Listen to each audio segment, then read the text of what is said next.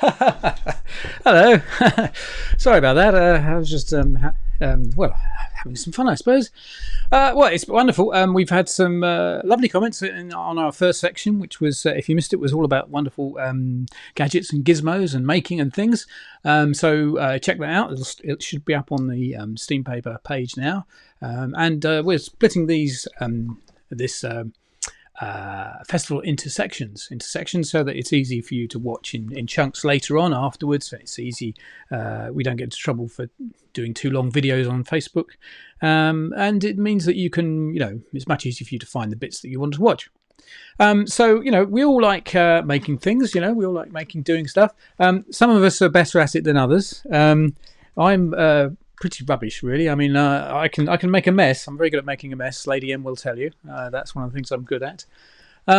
So we have in this section some wonderful makers showing you how to do things. So if you've got some bits and pieces lying around the house, then these lovely makers will take you through how to make a range of things.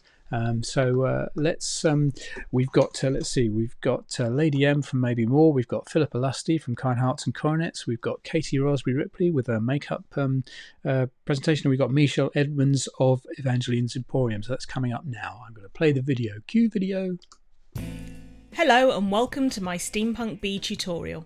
The techniques shown are simple, and as you will see from the images, I am not a wire wrapping expert, so do have a go and see what you can make.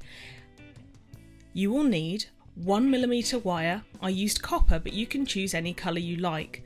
0.25 wire, round nose pliers, flat nose pliers, a tape measure, a Sharpie or felt tip, 2 small gears, 2 tiny gears, a necklace chain and a bead.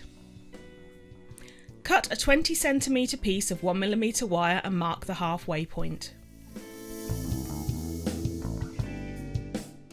Now, using your round nose pliers, start to roll the wire around in a tight spiral. Once you reach the mark in the middle, stop and repeat from the other end, ensuring you roll them towards each other. Once they meet, continue to roll until they overlap each other. Now use your round nose pliers to push out each spiral to form a small cage. Use the flat nose pliers to bend one end 90 degrees to form a bail. This is the body of your bee, and you can now add a bead inside. I've used freshwater pearls and goldstone from my stash, but you can use anything you like. We are now going to make the wings. Cut a 16cm piece of 1mm wire and mark it at the 5.5cm, 8cm and 10.5cm points. Using the flat nose pliers, bend the wire 90 degrees at the 5.5 and 10.5 marks, and then gently curve each end around to form a wing shape, and use pliers to add segment curve. Use the 0.25 wire to add gears to the wings. This will make them very strong and very steampunk.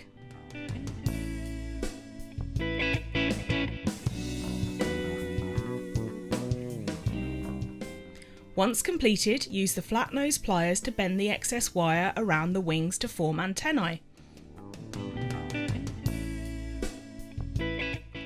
I have bent them round at the end to give them a little more character. Add your body by using the bail to attach it between the antenna. Finally, you want to make some simple loops to add your chain. These are made by cutting 2cm pieces of 1mm wire and using round nose pliers to create a figure 8 loop, adding one loop to the wing of the bee and the other to the end of your chain. There you have it, a simple steampunk bee. Make sure you share your pictures with me over on my Maybe More Facebook page. Stay safe, and I look forward to seeing you very soon.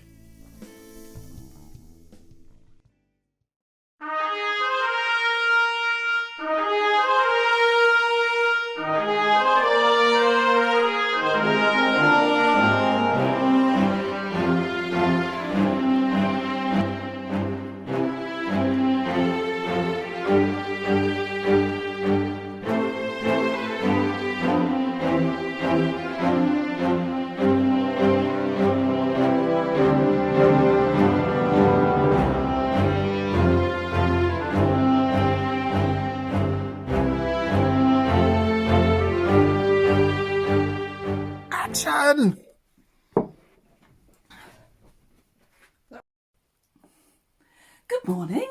Afternoon. Oh, God, whatever. You certainly lose track of the hours these days.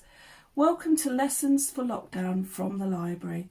Today I'm planning to start with the very basics of jewellery making, and hopefully by the end of this very short session you will have learnt how to make very simple necklaces, earrings and bracelets, such as this sort of thing here.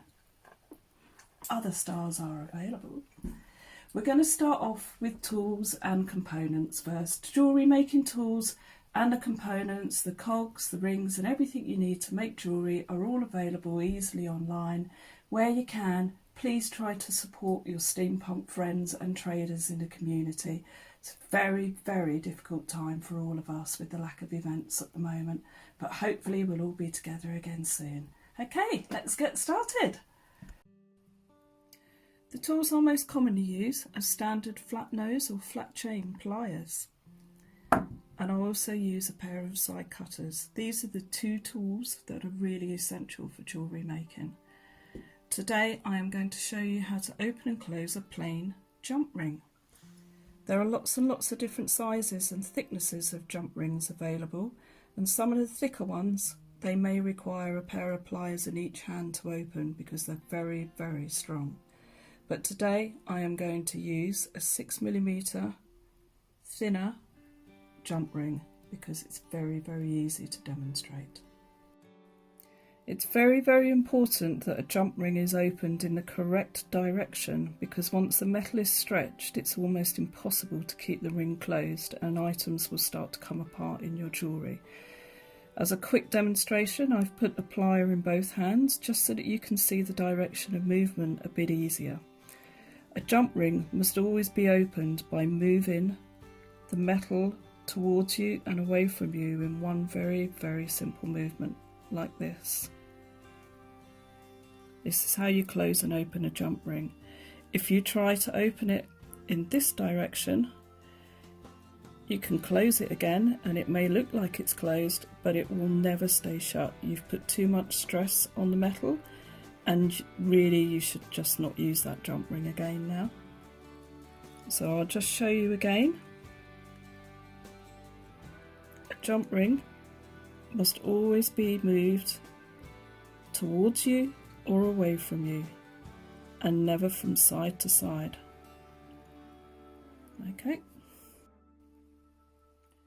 Okay, so now we've learnt how to open and close the jump ring correctly, we can start with a simple earring. So I'm going to start with opening, twisting it towards me. I've opened the jump ring, I'm going to thread it onto this small key. I am then going to attach that key to a tiny little cog and then close the jump ring again, moving the jump ring back away from me. Always that forward and backwards movement, never from side to side. So we have our first two pieces joined. I'm then going to take another jump ring, open it again towards me, thread it through, and then hook it on to a slightly bigger cog. And then close it again by moving the ring away from me. It's the start of our string. So then take one more jump ring, going to thread it through here and actually attach it now to our ear wire. Again, always using that forwards and backward movement. I am closing the jump ring. We now have our first earring.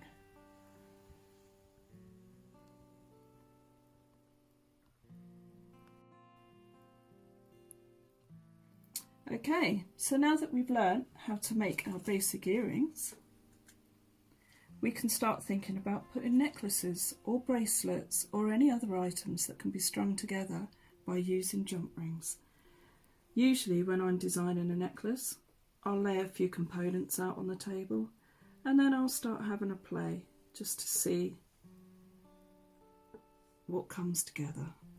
This is pretty much how I design virtually everything, including all my costumes. So I take components, I just move them around until I find a design which I think is going to work, and then I will start wiring them together. So again, taking my jump ring, forward and backward movement. I do like these little rings with these little holes in, they're good fun. So might be a little bit fiddly to see this one, and it might be a bit fiddly for me to do, especially with my dodgy wrist. Anyway, there we go, that one's through, that's fine. So I am now going to just squeeze those together shut, again always using that forward and backward movement. So we have a nice little dangly cog in the middle there. I'll just grab a couple more jump rings. And then I'm going to start just by threading a jump ring through here, and then I'm going to place it through this ring in the middle here. Now sometimes when you're designing necklaces, you do need to bear in mind the shape of the neck that it is going round, and until you've had lots of practice, it's definitely worth just trying the necklace on every so often to make sure that it sits properly. So in best Blue Peter fashion, here's one I made earlier. We just need to finish it off now. As you can see, all of the cogs have been strung together, and then onto these cogs I have added little strings, little chains of items, just to give it a little bit more interest. So now we take our clasp, we open the jump ring again with that forward to back movement, pop it through the clasp and put it onto the chain. Close again, always using that forward to back movement.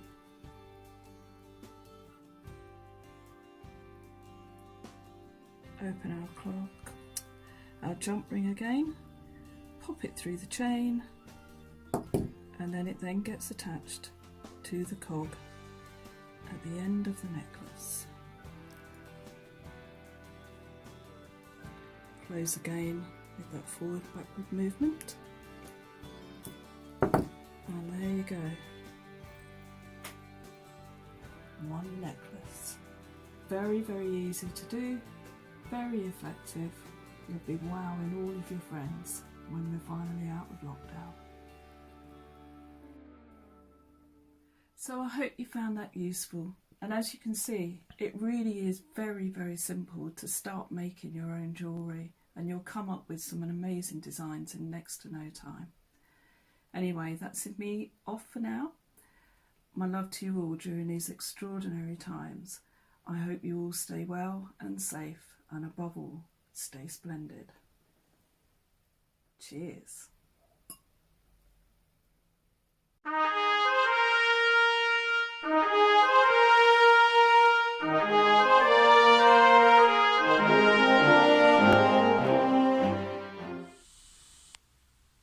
Hello and welcome to my little crafting video by me, Michelle, from Evangeline's Emporium for SteamPunk Over Ether Festival.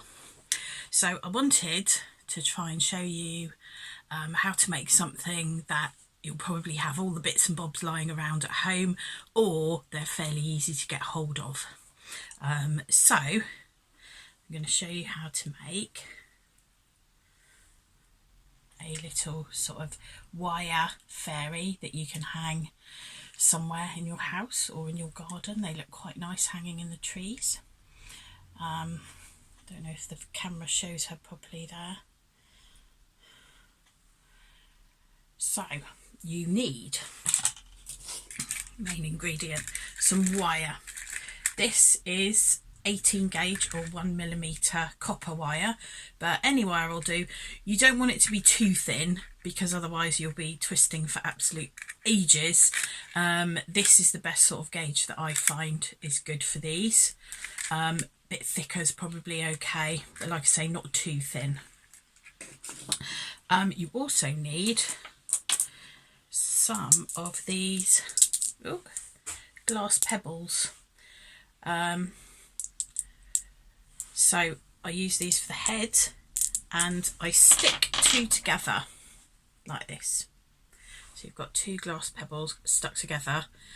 These are some I prepared earlier because I can't find my epoxy glue, which sets really quickly, so I had to get these to set overnight. Any glue, sort of strong crafting glue will do, but be mindful, if you use super glue you will get clouding on the glass. So that's why, if you haven't got any glass pebbles, you could always use a nice big button.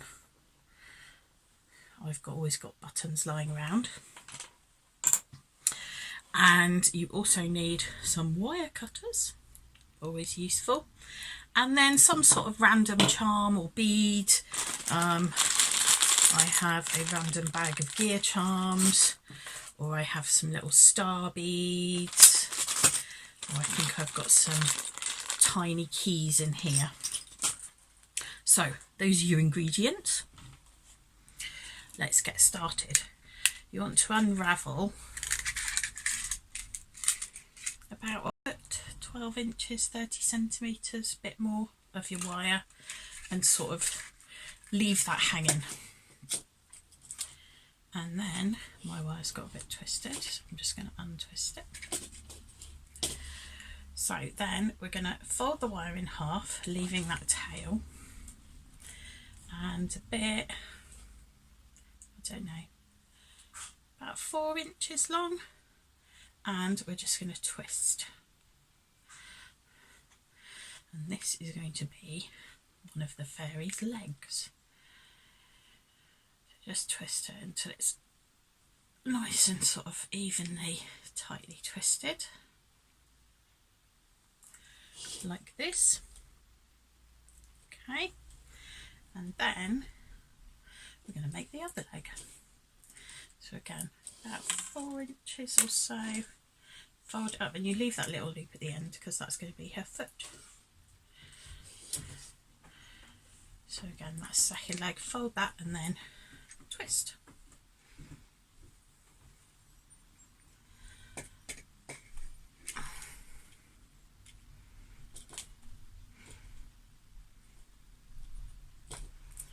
So we've now got 2 legs.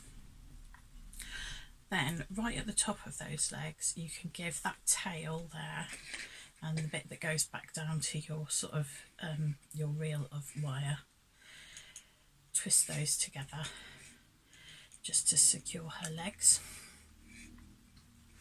Right, and then we're going to go up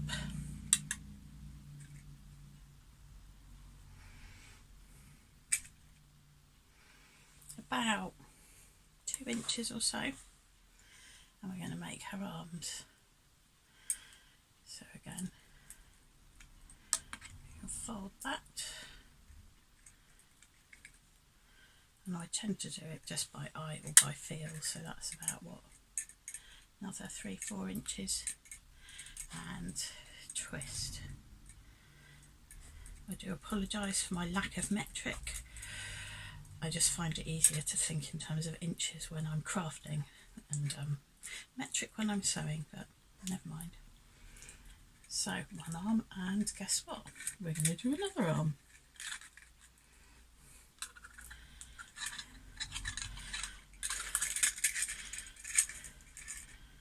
And again, just twisting it so it's nice and secure and nice and even. Or if it's not even, don't worry. We don't want to get stressed about our crafting. And then where the wires are crossed there, I'm going to do another little twist. You can wrap it round to secure those arms. And now this tail you can twist up this sort of little short body bit to join it up there with the arms. Again, twist it around the arms. So now you have this interesting little sort of vague body shape starting to take shape there. Let's move that out of the way so you can see that. So now with that tail, you can just sort of leave that hanging and try not to poke yourself in the eye with it, because now we're going to take this bit, the bit that's coming off the reel, and we're going to wrap it round. Now it doesn't have to be really tight, because what we're doing is creating the fairy's body, and we don't want her to be too skinny. And then when you come to the top of the legs, you can wrap round, so you're sort of creating her little dress. And again, you don't want to pull it too tight, because you want her to have some sort of depth to her body, or width.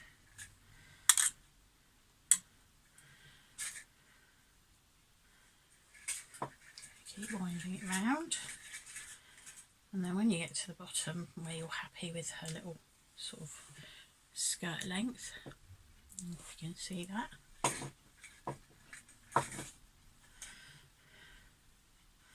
you can go upwards. So we're going to twist all the way up her body, trying not to knock out my little lighting rig with my wire tail. So twist upwards, and then we're going to go back down again, so that she's a bit more substantial.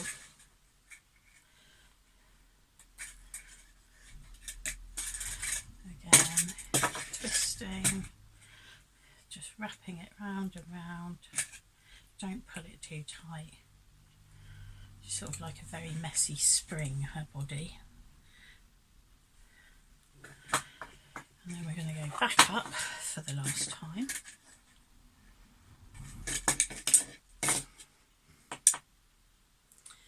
And then I'm just going to do a little bit of a wrap around her arms. So you can see we've got her body now. There we go. So now it's time for her head. So I'm going to snip this off about the same length as I've got left there with my wire cutters,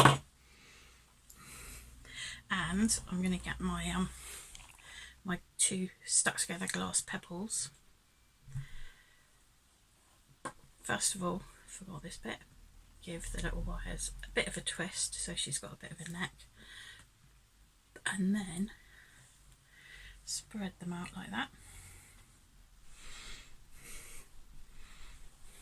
And then you're going to sit your glass pebble, and sticking two glass pebbles together means you've got a nice little sort of seam that you can then put the wires into, and it holds her head on together nicely.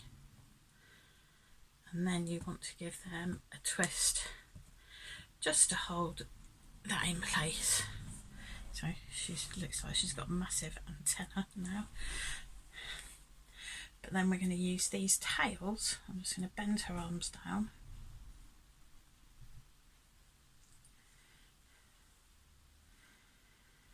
And I'm going to use these tails to give her some weird and wonderful curly hair.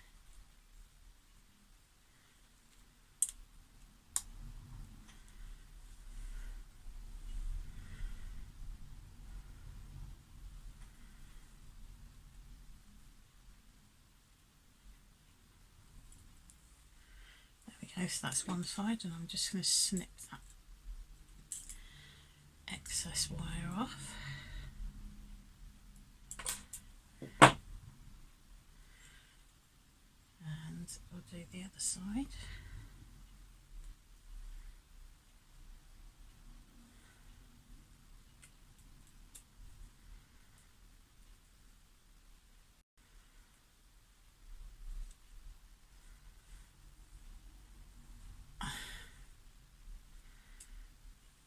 Some nice big hair there, and again snip that last little bit off.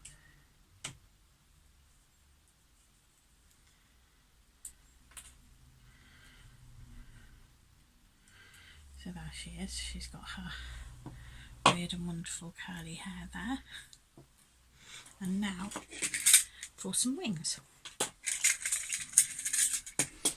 So we're going to get, again, probably about 12-14 inches of wire.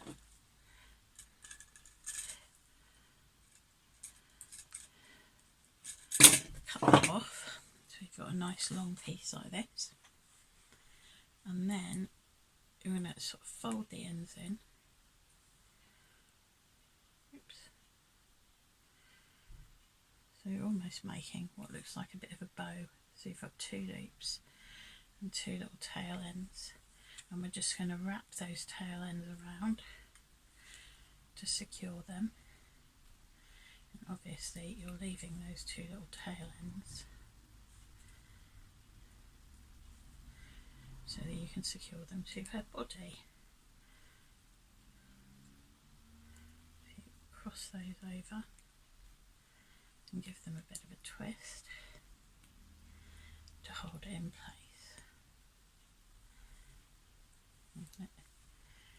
Even them out a bit. And then just below her arms,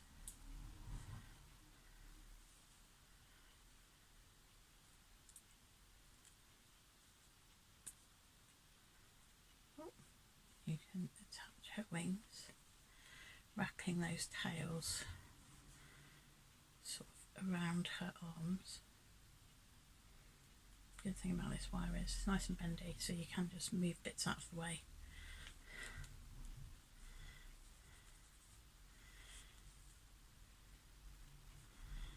Again, I'm just wrapping those ends until there's none left, and you can then push the ends securely out of the way.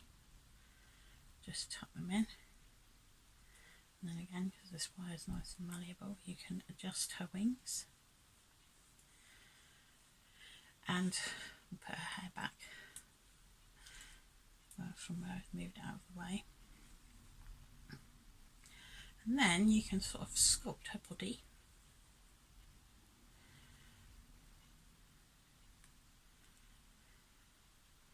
And bend her knees so she's in a bit of a flying position. Bend her body a bit. So that's your fairy done. If that's better, you can see her a bit better there with my hand behind. And then with some of those little snapped off bits, you can make her a wand. So I'm going to give her, because she's a steampunk fairy, I'm going to give her a wand with a little gear charm on. And all I've got to do is just put the wire through part of the gear. I'll put it through the middle bit.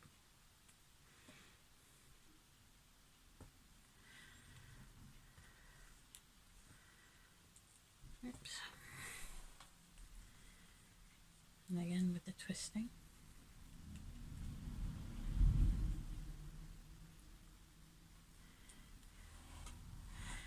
And then you can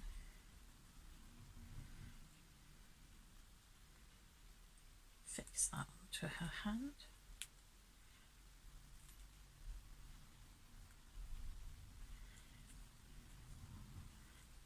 Just by wrapping it round. Bit of a dangly wand she's got. You can just carry it.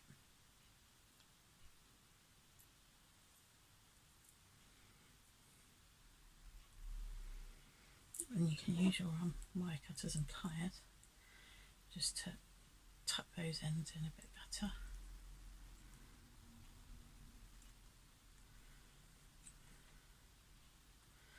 Just so you've got, it's not too sharp, but just so you've got no scratchy edges. And there we go, a little fairy with her little steampunk gear wand. And then a little bit of invisible thread.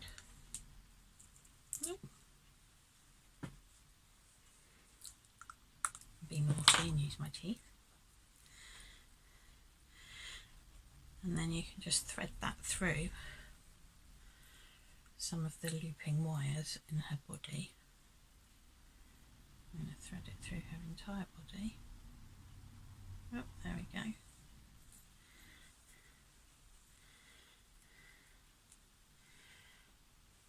And then you can, again, they like to sort of find their own wonky hanging space. And you can hang them up. I've got a tree in my garden that I like to hang random things on. So there we go. Try and move out of the way and put her on a bit of a clearer background. That's a little copper wire steampunk. Oh, she's gone upside down now. Acrobatic fairies. So, thank you for watching. Hope it's something you feel like you could have a go at. And it's been useful, something to keep you busy in lockdown. And don't forget to visit Evangeline's Emporium. Thanks very much. Bye bye. Hello lovely steampunk people, I'm Katie and I'm going to do a little video on how I steampunk up a makeup. The lovely Count Rostov asked me to do a makeup video for this lovely virtual event, and I thought, well, I'm not sure what to do because he asked for a 5 to 15 minute long video, and normally when I do a live stream makeup it takes me like a good hour because I do this a lot and I waffle and I talk and I lose track and become menopausal and goodness knows what else. So I thought I would do a quick video on how I would turn my sort of go-to makeup, this is quite a regular makeup for me, and how I will sort of zhuzh it up a little bit for a steampunk event. So I shall carry on with that. So my number one go-to for when I want to steampunk up a makeup look is to glue things to my face, which is a normal thing to do. I'm sure, as you are all probably steampunk fellows, you all have lots of these little cogs and gears around your house. If not, why not? And I normally only use these really to glue to my face, so that's what I'm going to do. So I've got a selection here of shiny lovely gears, and I have eyelash glue. Can't see that? It's a little tiny eyelash glue, and eyelash glue is one of the best things to use to glue things to your face because it's meant to be used for gluing things to your eyes, so it's very safe, she says. And yeah, you take cogs or whatever else you want to glue to your face and you put little bits of eyelash glue to the back side of whatever you're sticking to your face. It doesn't have to be cogs, it can be anything, but my tip would be the lighter weight of the, well, the more lightweight the object you're trying to stick to your face, the better, because you don't want anything heavy on your face, and also it means it'll stick for longer. So yeah, that's what I'm doing. I'm just putting a thin layer of eyelash glue onto the underside of the cogs, like so. We don't need too much. And then the point being is that you don't want too much because it has to dry a little bit before you can stick it to your face. A bit like PVA glue, sticks better when it's a little bit tacky. But don't use PVA glue on your face because probably shouldn't be doing that really. So yeah, I've got 3 cogs. Normally I would be gluing these on my face when I haven't got a wig on, but I thought for the purpose of this video I shall try and look a little bit splendid. So I've put my favourite wig on. So yeah, they are glued. I'm going to let those dry a little bit. Another thing I quite like to glue on my face more recently, other than cogs, have been little gemstones. These were from Poundland. I got a pack of 504 of these little gold ones for £1, and I think they look just as nice. And they already are self-adhesive, so sometimes I sometimes don't add extra glue, but I am going to add a little bit of extra glue today. So I'm adding, oh no, it's all stuck to my finger. Abort. It's fine. So I'm adding glue to a few of those too, because I'm going to be sticking those onto my face as well to add a bit of a... That's gone somewhere. It's fine. Just to add a bit of extra detailing. Before I start gluing things to my face, because that's got to dry a little bit, I'm going to go through what I've already done to my face quickly and some little tips I do use when I'm doing a steampunk makeup. Normally I always suggest, if you're going to go for a specific colour in your steampunk attire that day, why not let that reflect in your makeup? So if you're going to wear blue, try and get some blue eyeshadow going on and some blue lipstick or any coloured lipstick looks fabulous anyway.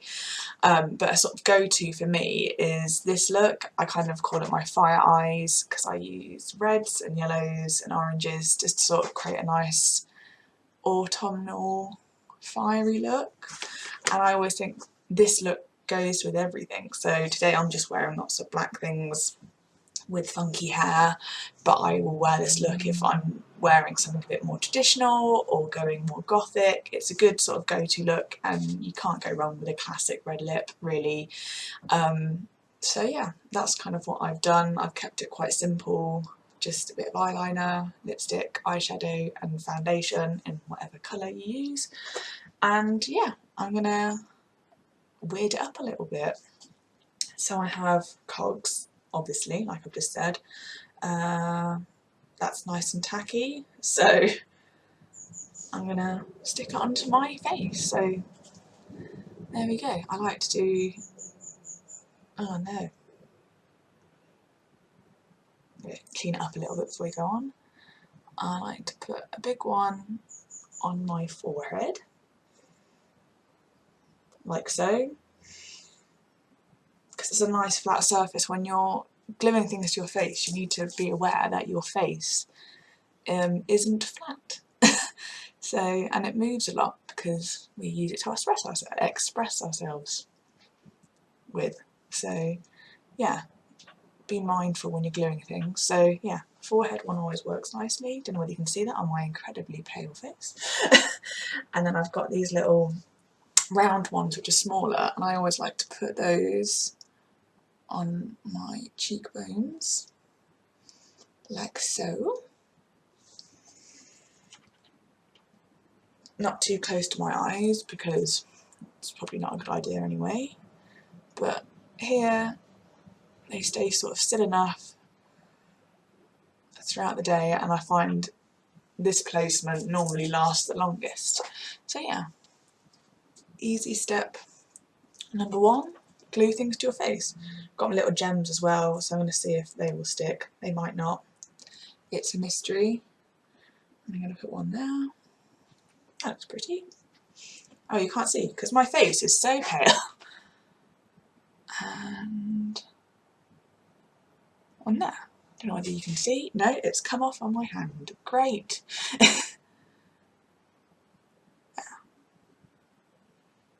There we go.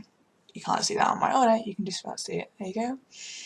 So that's step one, gluing things to your face. I always suggest if you are going to glue things to your face, always use eyelash glue or special effects glue. Don't use anything else because that would be silly.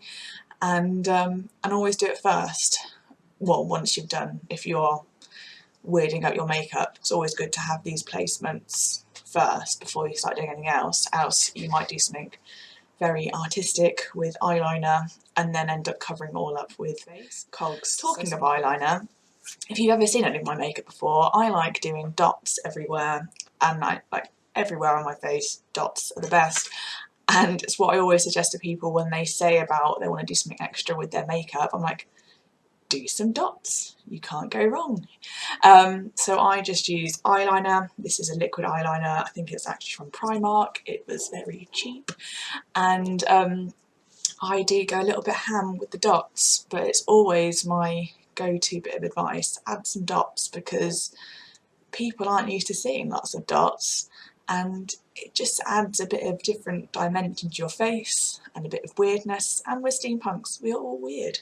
So I've got my liquid eyeliner, which is now covered in eyelash glue because my hands are covered in eyelash glue. and then load up my little brush, and then make sure my wig's out of the way, and then I'm just going to add some dots. So I always like adding dots at the end of my eyebrows and the ends of the eyeliner, and then I'm going to add one between the little gem and the cog. Then I'm going to add some more around the top cog. You see, by having the cog there first, it gives you a nice base on where to add things. Then I'm going to add some more around this one. 1, 2, 3. 1, 2, 3. I like dots because they're nice and easy. I've done other things with eyeliner before, and you can do, pardon me, you can do whatever with eyeliner. You can do swirls and stripes and all sorts of lovely designs with eyeliner on your face. Dots. Dots are easy. You can do lots of other things with eyeliner and paints and face paints and makeup, but I always think dots are a great place to start because it's just an eyeliner with a brush and you poke it on your face several thousand times until you have enough dots, which is never, by the way. You can never have enough dots, and you don't have to just stick around doing dots around your eyes. You can obviously move further down your face, which I'm going to do. I like adding one there and one there. I'm going to add one there too. And there we go. It's instantly elevated the simple makeup I did earlier and turned it into something a bit weirder, which with SteamPunks, weirder is better. And yeah, different sizes of dots always works. This video has just become add dots to your face to be a SteamPunk.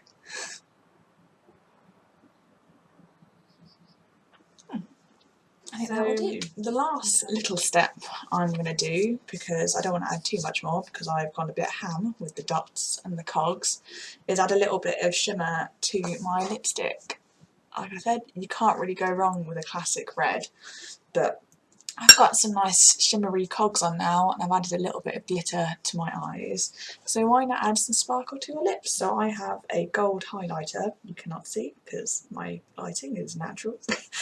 And I'm going to take a little bit on my finger and just dab it over the lipstick, like so.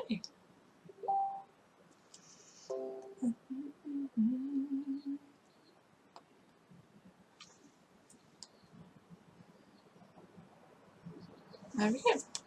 Just adds another little bit of shimmer. It also gives it that sort of brassy, coppery feel, and it tones down the red a little bit if you're not up for doing such a bright lip. But I think it brings the look together, and I hope this little video has been okay. This is the first time I've done a video which isn't a live stream, so I'm a bit nervous, so I apologise. But thank you, Count Rostov, for asking me to do a little video. I hope it's given you a little bit of an idea of what you can do to give your makeup game a little bit of a steampunk oomph if you want one.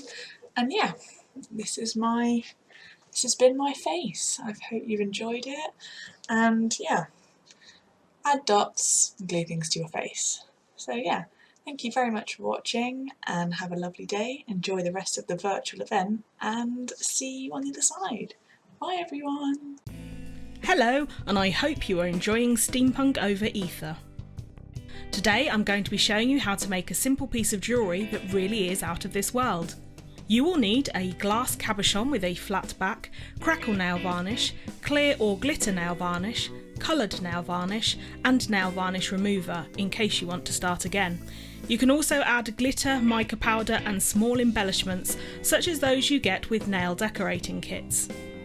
First you will need to paint the flat back of the cabochon with clear or clear with glitter nail varnish.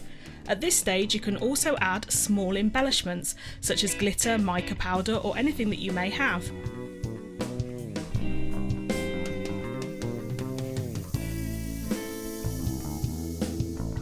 Once dry, paint over the clear varnish with a thin layer of crackle nail varnish.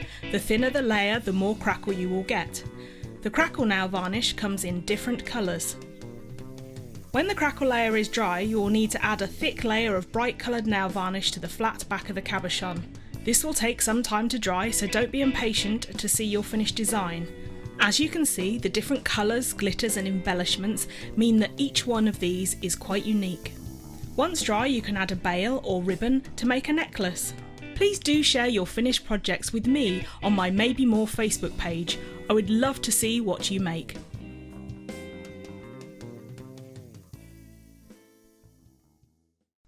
So there we go, some fabulous workshops there, some fabulous tutorials, some fabulous ideas hopefully. So hopefully that's given you some inspiration and some things to do. Don't worry if you kind of miss bits or if you miss details, because these videos will be going up onto Steam Paper's page for you to watch later and pick up on all these lovely tips. Do keep the questions coming in on the comments, because we will get back to answering them. And I've just seen one coming from Joe Fay there. Yeah, Lady M will get back to you on these things. So we will be answering them, and I'm sure makers will drop in and answer questions if you've got any. We are going to take another break now, and we'll be back at 2 o'clock with a bit more on the making front. So we've got a tutorial from the wonderful John Naylor, Major Tinker of the Ministry of Steampunk, and he's going to do a demonstration on how to steampunk up a cider helmet. And then after that, we've got Greg McNeil of Darkbox Photography, who's going to be doing an authentic tin type experience, and that's really interesting. It's a very good. I've seen the video; it's really good. So that's coming up, and that's going to be at 1 o'clock. So we're going to take a break now, and we'll see you in a little while. So thanks for all your questions, thanks for watching, and thanks to all the fabulous makers who have provided these videos and been so generous of their time. So remember, stay safe, stay splendid.